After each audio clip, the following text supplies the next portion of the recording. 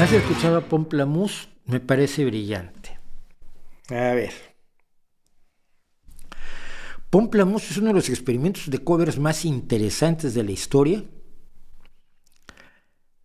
Si ustedes me hacen el favor de apoyarme en Patreon, ustedes están apoyándome en una empresa que fundó Jack, por cierto, el hombre de Pomplamoose, el marido de Natalie Dunn, porque Jack inventó Patreon porque ellos estaban viviendo de YouTube, estaban viviendo de sacar sus cosas en YouTube, y de atraer a muy distintos amigos de muy distintas habilidades musicales para que trabajaran con ellos.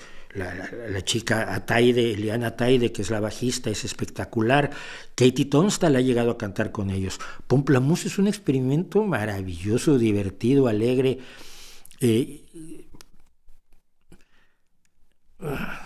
con propuestas sólidas, pero, cuando Natalie canta chanson francesa en francés, es Dios. Es absolutamente Dios. Le he oído cosas de todos los grandes compositores franceses de la chanson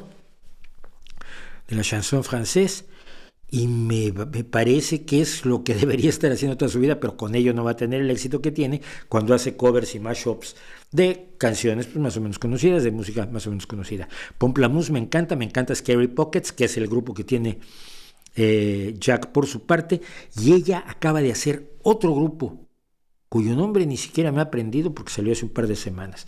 Así que sí, soy fan de Pomplamoose.